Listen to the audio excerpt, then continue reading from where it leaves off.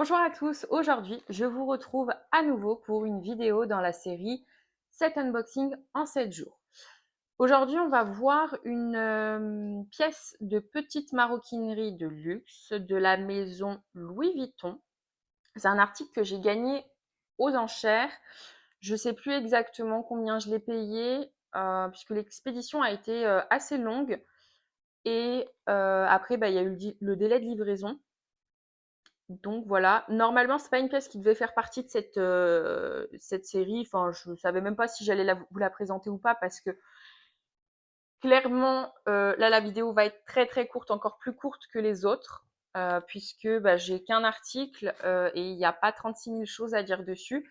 Il aurait pu faire partie d'une vidéo où je présente plusieurs articles que j'ai reçus parce que voilà, vous allez voir, c'est très très rapide.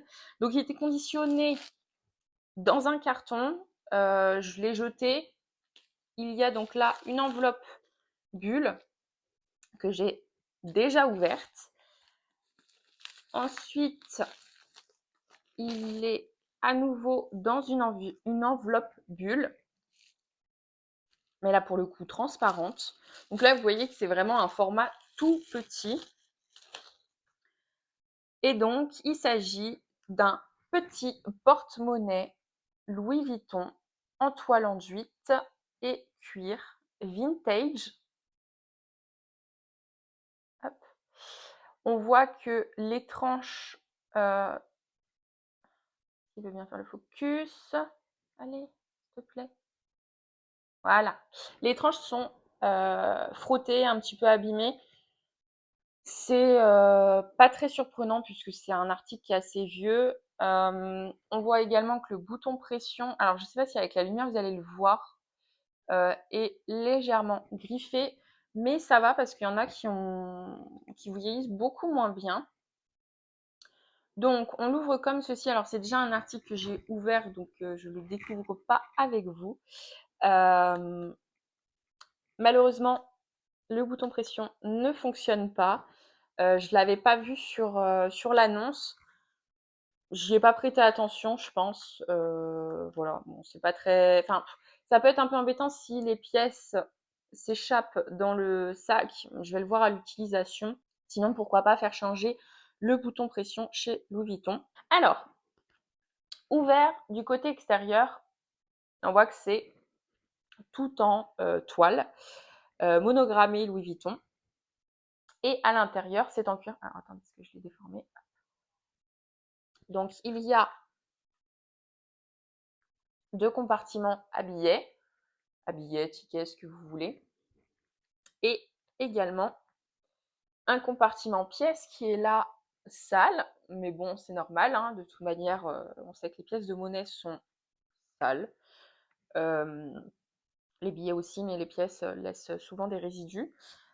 Ici, il y a des estampillés Louis Vuitton Made in France.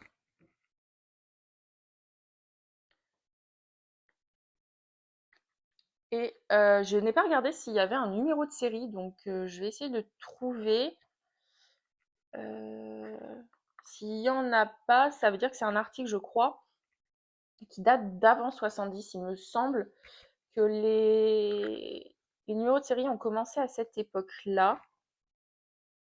Là, j'en vois pas. Et là non plus. Ok. C'est un article que je vais mettre. En fait, je voulais cet article principalement pour mettre dans mes petits sacs du style le Chanel que je vous ai présenté lors de ma collection de sacs. Je pense que je vais en faire une review d'ailleurs parce que c'est pas un modèle qu'on voit régulièrement et ça permet de jauger la taille, de voir sa praticité, tout ça. Donc ce sac-là est tout petit, donc pourquoi pas. Également, dans le Jacquemus qui paraît volumineux, mais en fait il est volumineux de par le rembourrage qu'il a, puisque à l'intérieur n'est pas très large. Qu'est-ce que je vais avoir d'autre? Si, le Céline Box qui peut être bien pour des vacances par exemple. J'ai pas grand chose de plus à dire. Je vous invite à liker, commenter la vidéo, vous abonner à ma chaîne et je vous dis à demain pour une prochaine vidéo. Ciao!